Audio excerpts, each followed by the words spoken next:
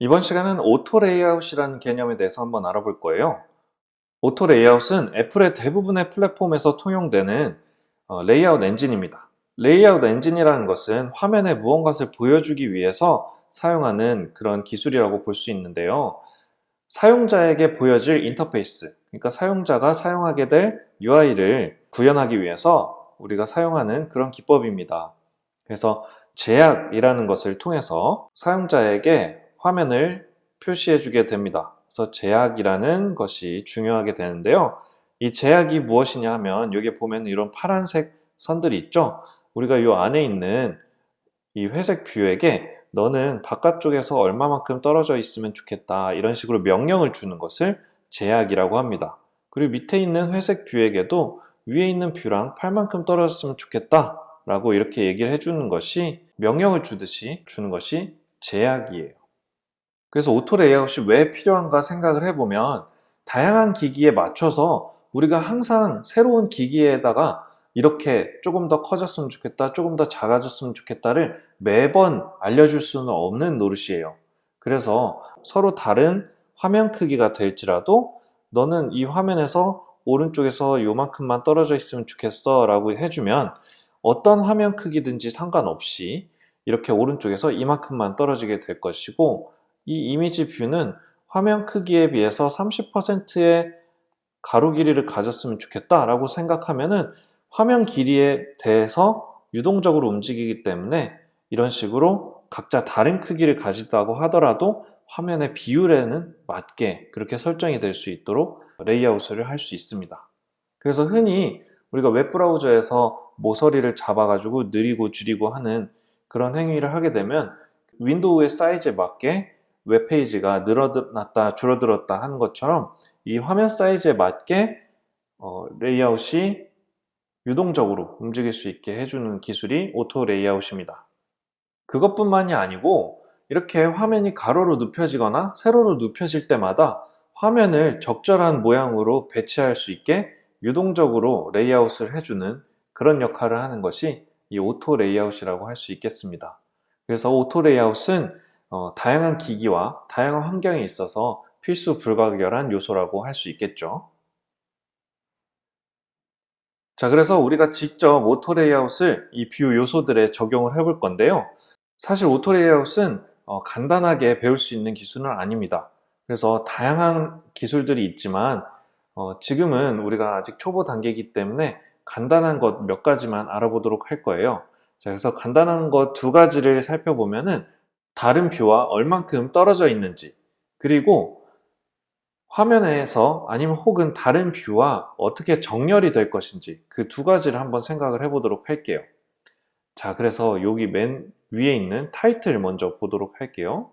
자, 오토 레이아웃 메뉴는 이 화면 오른쪽 밑에 위치하고 있어요. 그래서 이 세 번째 버튼을 누르면 Add Constraint라고 나와 있죠. 자, 여기에 보면 이 뷰가 어느 쪽에 얼만큼 떨어지게 될지 그런 것들을 선택하는 이런 메뉴가 있는데요. 우선은 이 친구가 화면 위에서부터 16만큼 떨어졌으면 좋겠다 라고 이렇게 입력을 해주게 되면 이 아래 빨간색 바가 생기는 것을 볼 수 있죠. 왼쪽 오른쪽 아래는 지금 실선이 아니고 점선으로 표시되어 있는데 위에 거는 실선으로 표시가 되어 있어요.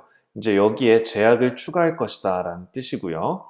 자, 이렇게 한번 제약을 추가해 주게 되면 이렇게 위에 올라가서 붙게 되겠죠. 자, 그렇지만 지금 이 친구가 위에선 얼만큼 떨어져 있으면 되는지는 알겠지만 화면의 왼쪽 오른쪽 어디에 배치돼야 될지 모르기 때문에 왼쪽 오른쪽에 빨간색 표시가 되어 있어요. 자, 정렬 메뉴는 두 번째 보면 얼라인 메뉴가 있습니다. 자, 이 친구를 화면 가운데에서 가로축에서 가운데 정렬을 하고 싶다라고 해서 이렇게 수평 가운데 정렬을 해주게 되면 네, 이렇게 화면의 가운데 정렬이 되어 있게 됩니다. 자, 그런데 실수로 우리가 이렇게 화면 요소를 옮기게 되면 주황색으로 선이 표시가 돼요. 이 주황색으로 표시가 되는 거는 너가 이 뷰에 줬던 명령, 그러니까 제약에 해당되는 명령과 어긋난 위치의 화면이 존재하고 있다. 실행하면 이 위치에 화면이 가지 않을 것이다 라는 뜻이에요. 자, 그럼 한번 실행을 해볼까요? 자, 이렇게 실제로 실행된 화면을 보니 우리가 스토리보드에서 보던 위치와 다른 위치에 가 있죠? 자, 이렇게 실제로 실행된 위치로 다시 바꿔주고 싶다면 이 뷰를 선택한 후에 여기에 업데이트 프레임 메뉴 버튼이 있습니다. 자, 이렇게 선택을 해주면 이 친구가 실행됐을 때 위치로 이동을 해주게 됩니다. 자, 또 그리고 우리가 주의해야 될 점이 하나 있는데요. 이건 정말 중요한 얘기니까 잘 들어두셔야 됩니다. 자, 처음에 이 뷰가 위에서 16만큼 저 다니는 포인트예요. 16포인트만큼 떨어지면 좋겠다라고 설정을 해줬는데, 자, 이렇게 제약을 추가해 준 이후에 제가 마음이 바뀌었어요. 아니, 16포인트가 아니고 30포인트가 떨어졌으면 좋겠다라고 마음이 바뀐 거예요. 그리고 그 이후에 또 마음이 바뀔 수도 있잖아요. 자, 그렇다면 여러분들은 어떻게 하시겠어요? 기존에 했던 것처럼 제약을 하나 더 추가를 하시겠나요? 자, 보면은 우리가 마음이 20포인트로 바뀌어서 여기다 20이라고 입력을 한 다음에 Add Constraint 해주니까 어떻게 되었죠? 빨간색 표시가 생겼습니다. 이 빨간색이라는 건 여러분들이 직감적으로 느끼기에 좋은 상태는 아닌 것 같아요. 그렇죠? 자, 이렇게 하면 안 된다고 제가 보여드리는 거예요. 자, 이 상태를 해결하고자 한다면 오른쪽 위에 사이즈 인스펙터에 가서 이 constraint, 그러니까 제약의 목록을 보게 되면 이 vertical 요 거리가 16과 20 두 개가 전부 추가가 되어 있는 것을 볼 수 있어요. 자, 16에서 마음이 바뀌어서 20으로 변경을 해주려고 했는데 실상은 하나가 더 추가되어 버린 거죠. 그래서 메뉴의 이름도 set constraint가 아니고 add constraint인 거예요. 자, 그래서 이걸 해결하고 싶다면 이 16이나 20 둘 중에 한 친구를 삭제를 해주면 됩니다. 그래서 우리는 20으로 변경하고자 했으니 16인 친구를 선택하고 delete 키를 선택해서 삭제를 해줍니다. 이 목록에서 삭제를 해주면 된다는 거예요. 그러면 add constraint를 새로 해주지 않고 원래 20이었던 이 거리를 변경을 해주고자 한다면 그래서 edit 버튼을 눌러서 20 혹은 30 이렇게 변경을 해주면 우리가 원하는 만큼 거리가 조절이 될 겁니다. 그래서 이 점은 꼭 기억을 해 두셔야 돼요.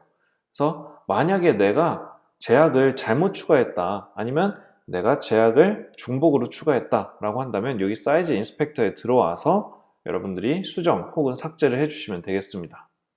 자, 그리고 나서 이 인포 버튼, 리셋 버튼 이 친구들의 위치를 한번 조절을 해 볼게요. 우선 이 인포 버튼 같은 경우는 이 타이틀 레이블과 이렇게 세로축 가운데 정렬을 해주고 싶어요. 이렇게 가운데 정렬, 그죠? 이 리셋 버튼도 마찬가지로 가운데 정렬을 해주고 싶습니다. 자, 그래서 여러분들이 이렇게 세 개를 전부 한꺼번에 묶어서 얼라인 메뉴에 들어가게 되면 자, 이 세 개의 뷰가 이 버티컬 센터, 자, 이 수직으로부터 중앙 정렬을 하고 싶다라고 묶어줄 수 있어요. 자, 이렇게 컨스트레인트를 추가해주면 이 친구들이 이 타이틀과 수직 정렬이 될 겁니다. 그리고 나서 이 친구들은 화면 왼쪽에서부터 얼만큼 떨어졌으면 좋겠다 이렇게 줄 수 있어요. 그래서 인포 버튼 같은 경우는 화면에서 20만큼 왼쪽에서 20만큼 떨어졌으면 좋겠어요 라고 주게 되니까 이렇게 정렬이 되었고, 리셋 버튼도 화면에서 오른쪽에서부터 20만큼 떨어졌으면 좋겠어요 라고 주면 이렇게 배치가 됩니다. 어떤가요? 잘 되었죠? 자, 이것과 마찬가지로 저는 이 숫자도 그렇고 이 슬라이더도 그렇고 전부 화면의 가운데 정렬을 하고 싶어요. 자, 그래서 이 친구들도 전부 묶어준 다음에 이 뷰끼리 가운데 정렬이 아니고 화면에서 가운데 정렬, 이 컨테이너에서 가운데 정렬을 해줍니다. 자, 이렇게 해줬고요.